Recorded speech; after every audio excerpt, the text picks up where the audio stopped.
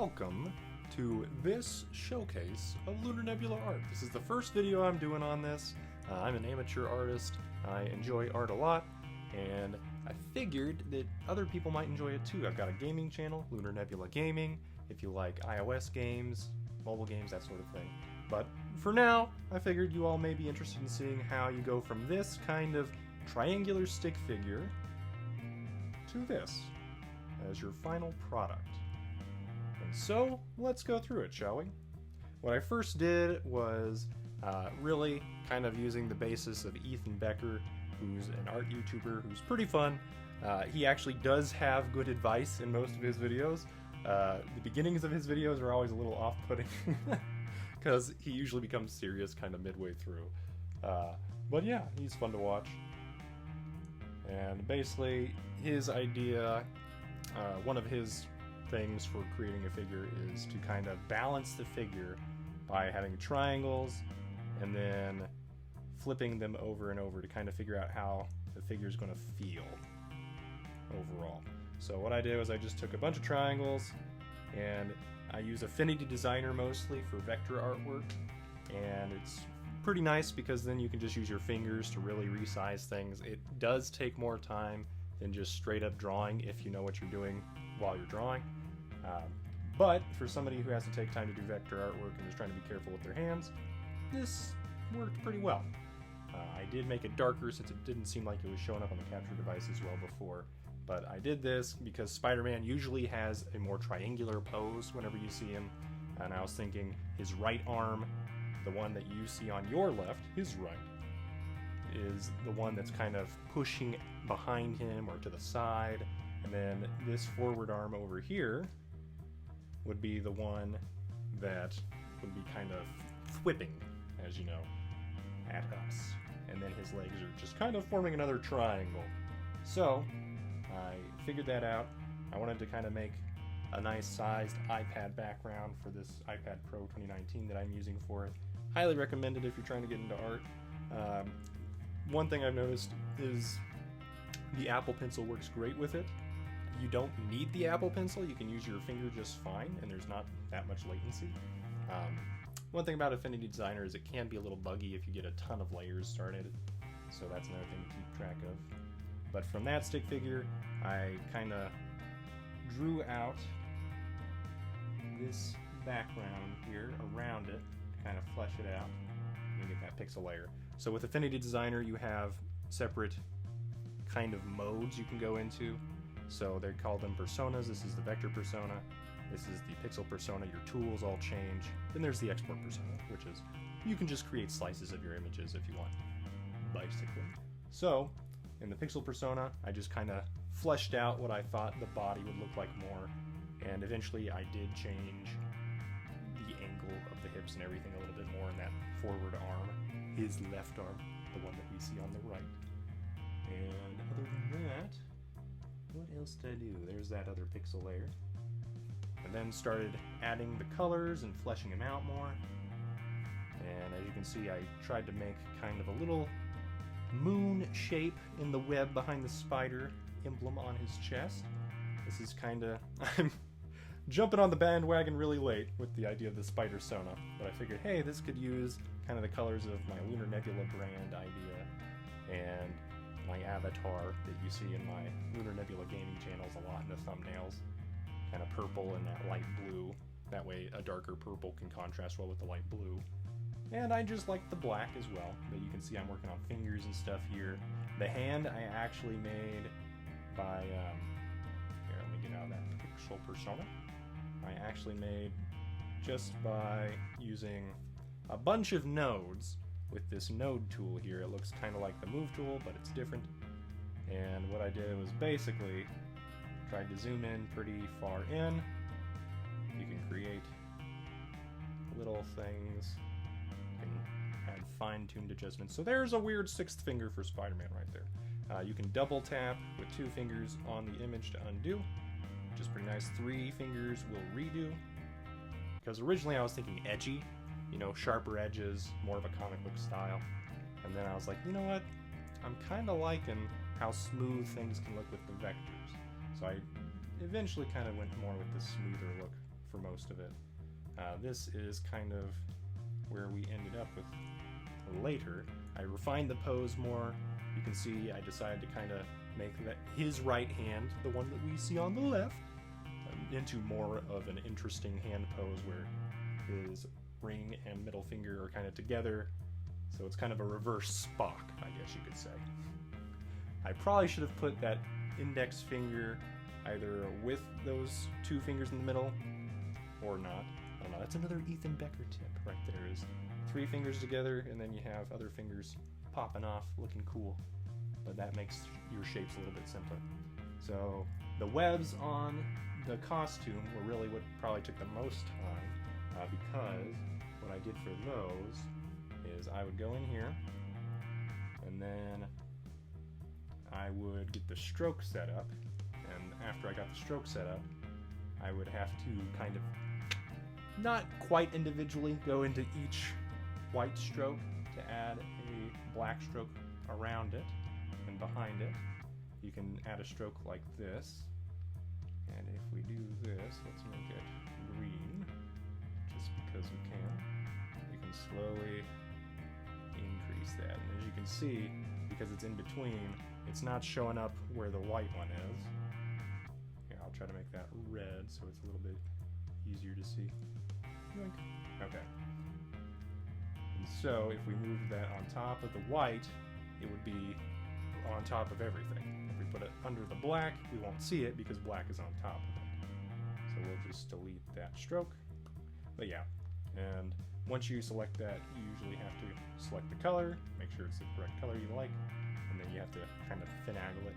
But once you've got that done, you can copy in here, and you can select multiple of the other webs that you like, and you can paste that style in there, and it'll copy the same stroke widths that you had from that, which is one reason why I had a different kind of copy and paste in the forehead than in the shoulder. And as you can see when we zoom in, it didn't quite perfectly match up here with this little node, but when you zoom out, it's barely noticeable because it's actually a rather large image. Still, it does irk me.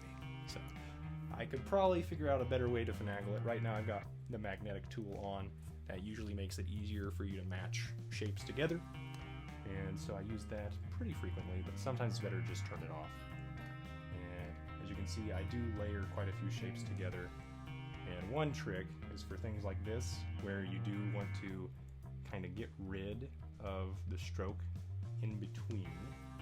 You can either A, not worry about it and just set up a way to break the curve with that break, and then they're more independent.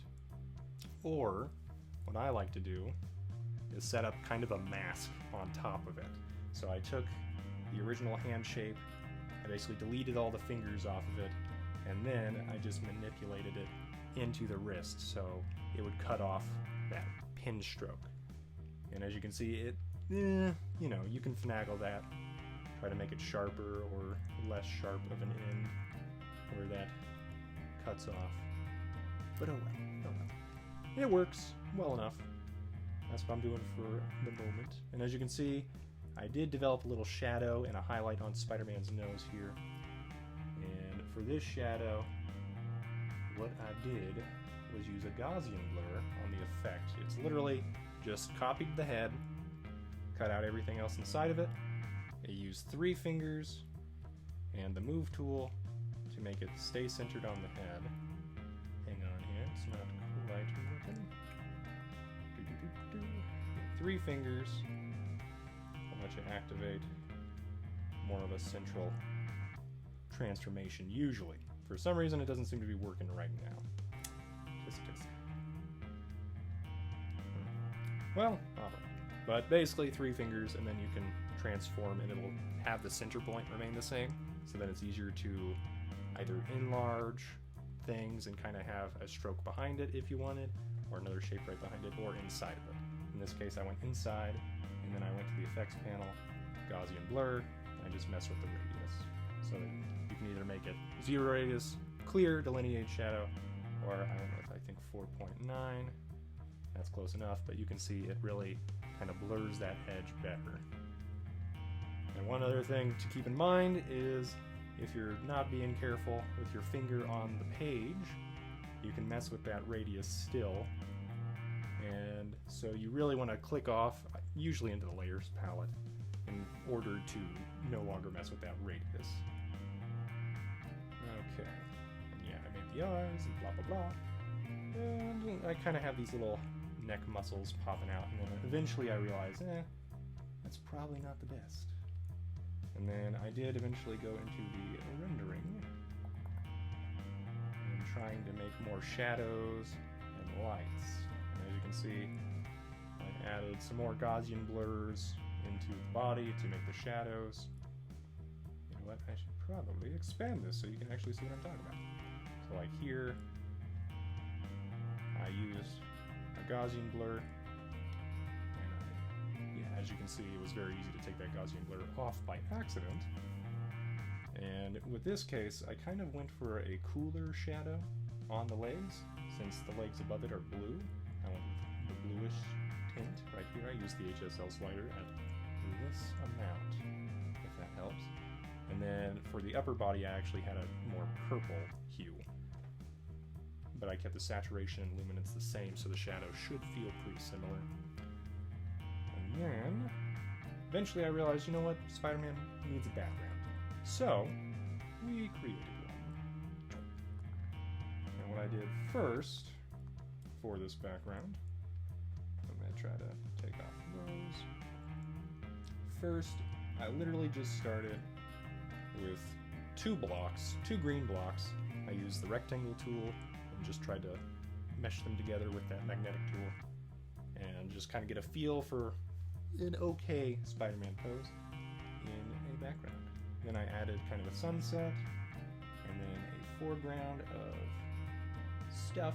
I made the buildings better and I settled on a better vanishing point in the middle so that the buildings look more real and better. I also did each window, so I made one window and then I just copied and pasted basically. And yeah, took some time. That's pretty good. And what I found was the easiest was to literally choose the side of the building it's on and do that transform tool technique where you can use 3 fingers or, you know, just use the edge of it to just straight up transform the size.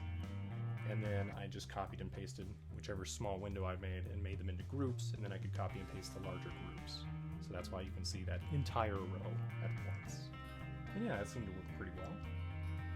And then, after all that stuff, I decided to make a little road too. And normally, the background kind of fades out the further away you get from the camera, so that's why I have kind of that white fade out of the atmospheric fading effect into the distance. So that's why I went for that. Now, after I had created our cool Spider-Man here, I did want some rim lighting because that usually makes it pop more. So what I did was I duplicated this layer and then I created a little bit of painting using the pixel persona, trying to figure out where were some cool areas to add some rim lighting. And then, once I kind of figured all this out and did all that, I went into Affinity Photo, which is the sister program of Affinity Designer. They can work with the same files even if they're named differently, and .af design file should be pretty much the exact same as a .af photo. It's just which one you created it first. And it can be a little annoying to get them ported in through iCloud, but it does work. And as you can see, I did look at references for muscles and poses and Spider-Man's costume, because originally I was thinking I might just keep the webs only on Spider-Man's torso, not even on his arms and legs, but I think they came out okay. And other than that, in this one, I added a motion blur to Spider-Man's foreground arm and background arm. I added a little bit of rim lighting onto some of those fingers, the shoulder and head, and knee. And then I had a zoom blur for the background, which did take a while for it to figure out. But I'm pretty happy with it, and I decided to call this Spidersona Nightweb. So if you like this video, leave a like. Hopefully this helps you out, gives you some ideas for how to do things. Let me know in the comments below if you wanted me to go in more detail, explain it some further. I'll be trying to do a Fire Emblem style artwork at some point, so let me know. And if you've enjoyed this, I will see you in the future. Feel free to subscribe, and have a great day, dear viewer.